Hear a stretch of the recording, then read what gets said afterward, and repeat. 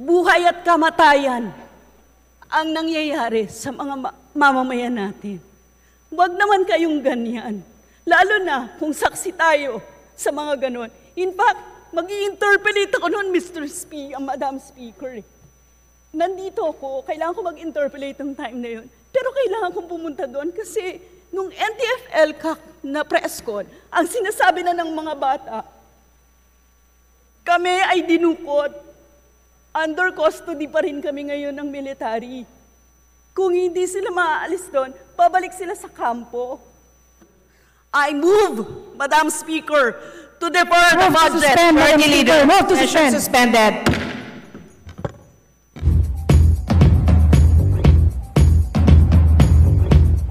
Speaker, a day after the release of Jed and Junila, naglabas ng pahayag si Justice Secretary Jesus Crispin Boying Remulla na tumatawag sa mga aksyon ng dalawang kababaihan as a new playbook of the CPP-NPA and the activists. Subsequent statement that they were kidnapped and threatened by the military is a part of a choreography. Tama po ba, Mr. Speaker? Yes, Mr. Speaker, there was a statement of the Secretary of Justice with regard to that matter. Ay alam niyo naman po na ang storya, dalawa ho yan. Si Castro at saka si Tamayo surrendered to the Armed Forces of the Philippines and they executed an affidavit as such. Eh nung pinesenta na sila ng NTF-ELCAC doon sa presentasyon in front of the media, eh bumaliktad do sila. Ang sabi nila, hindi ho kami nag-surrender. Ang sabi nila, inabduct kami. Kaya the Armed Forces of the Philippines was surprised on that matter.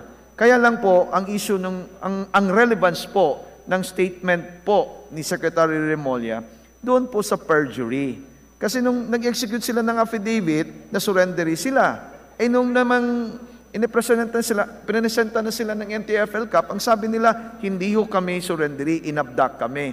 So, may violation po yung mga bata na yan.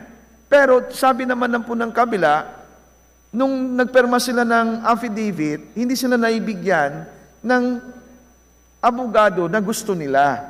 Kaya it's a matter of different views. So, perspektibo po yan. Kaya ang sabihin natin, kung sinong gusto magsampa ng kaso, magsampa. Kung sino naman ang gusto magsampa sa kabila, magsampa. And it's up to the prosecution to determine what is really the applicable law that matter. So ang relevance naman ng po statement ni Secretary Remulla, doon lang po sa affidavit. Tama naman po siya. Kung nag-execute ng affidavit yung dalawa, and it was in front of a lawyer, lawyer, at saka binaliktad nila, eh sakto naman po yung elemento, may perjury na. Kaya it is up to the two, Castro and Tamano, to refute the statement of Secretary Boying Remulla. Mr. Speaker.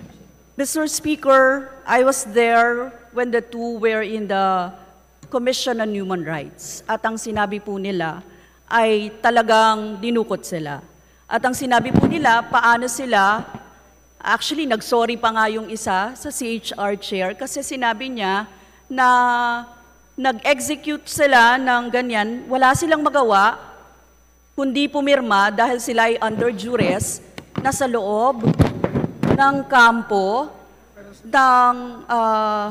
kasama ang mga iba't ibang mga, kasama pati yung battalion commander, no?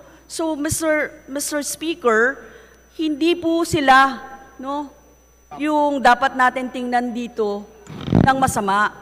In fact, napakatapang po nila na ipinahayag during the press conference dahil wala na daw silang magawa kundi sabihin ito sa taong bayan kung ano yung nangyayari sa kanila, Mr. Speaker. Mr. Speaker, ang tanong ko lang naman, as a last question, Mr. Speaker, parang paano ma-assure yung impartiality ng Department of Justice on the investigation conducted or to be conducted given that the statements made by Secretary Remulla seems to be very biased against Jed and Junila and seems to have already painted the two environmental activists as part of the CPP-NPA. Mr. Speaker. Before you answer that, Mr. Sponsor, may I remind Congresswoman Brosas, that will be your last question. Yes, Mr. Thank you. Speaker, pasagutin po natin yung ano. And that is Mr. the last Speaker, question. yes. Please proceed. Thank you. Ang prosecutor naman po ay hindi judges. Ang sa batas po natin, yung dapat impartial yung judges because they have to listen to different views. They will determine who is telling the truth and they will evaluate all the evidence presented. Ito naman pong prosecutor, kung may biktima, kung may isang tao naging biktima ng kaharasan, si prosecutor naman, kung nakikita niya na may probable cause at merong degree of certainty na magiging nagawa o magiging konviktado yung kaso, yung tao na yan, si prosecutor naman talagang partial yan. Kasi siya yung abogado ng biktima. He will be the one, the prosecutor is the one to prosecute the case. Ay hindi dapat impartial yung prosecutor na yan. Kasi pag impartial ang prosecutor na yan, dapat matanggal siya sa trabaho. I was asking the impartiality of DOJ, Mr. Speaker. Si DOJ, yun nga, kamay naman ni DOJ yung si prosecutor. Kasi kung ano yung trabaho ni prosecutor, yun din ang trabaho ni DOJ. Kung nakikita ni Secretary DOJ yan, na mali yung ginagawa ni prosecutor, ay talagang partial din si prosecutor, si DOJ dyan. Sasabihin niya kay prosecutor, mali yung ginawa mo. Basta ang importante, ang trabaho ng DOJ is to protect those complainants, yung mga biktima ng kaso. Hindi pwede maging partial si DOJ dyan. Kasi yung trabaho ni DOJ is to protect the victims of crimes, Mr. Speaker. Honorable Madam Arlene Speaker. Brosas, your time is up. Yes, Majority Leader.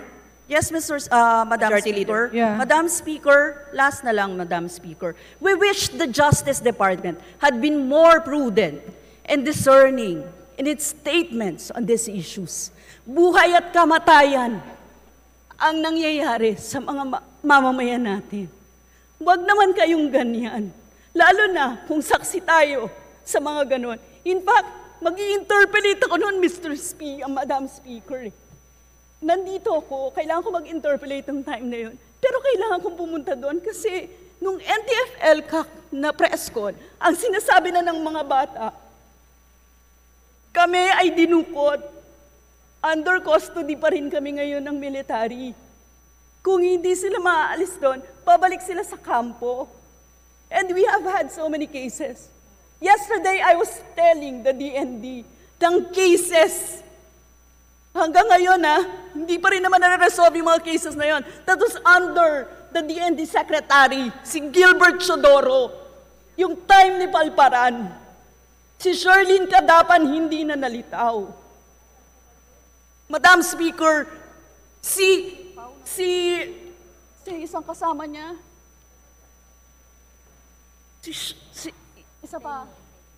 Si Empeño, those two, during that time, hindi pa nalilitaw hanggang ngayon. We have 72 cases of desaparecidos, Madam Speaker. So, Madam Speaker, hindi natin ito mariresolve ng mga pagsagot na, we will be impartial, etc., etc. Anong hustisya meron tayo dito, Madam Speaker, kung ganito? Madam Speaker, I have so many questions on the DOJ, Madam Speaker. I move, Madam Speaker, to defer the budget. Majority Leader. Move to Session suspend. suspended. Wala po kami dun sa master na may kapilala sa kanina matulog. Hindi para po magpatulong naman. Patulong gusto mo rin.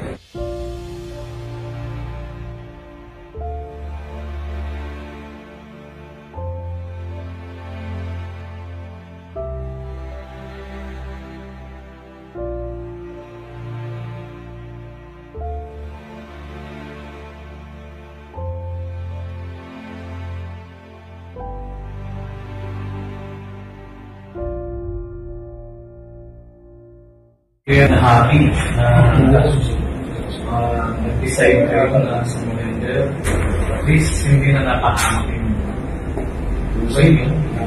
Daming opportunity, din si Marcel. Hindi sayangin, ha? Teka dyan, hopefully, ina-inspire yung tumago. A few moments later. Totoo po, dinukot kami ng mga militar. Sakay ng van. Napilitan din kami na sumurrender. Dahil pinagbantaan yung buhay namin. Yun po ang totoo. Hindi rin namin ginusto na mapunta kami sa kustodya ng mga militar. Hindi rin totoo yung laman ng affidavit dahil ginawa yun, pinirmahan yun sa loob ng kampo ng militar.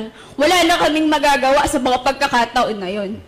Ang gusto lang namin magpakita ngayong araw, yung lantarang pasismo ng Estado sa mga aktivistang ang tanging hangarin, ipaglaban ng yung Manila Bay. May nangyayaring reclamation projects doon. Ang problema doon yung mga mangingisdang mawawala ng hanap buhay. Pero nagagamit yung mga militar para ipatigil yung mga pagkilos. Para masupilan yung mga kabataan, yung mga mangingisdang nandun. Yun ang tunay na issue dito.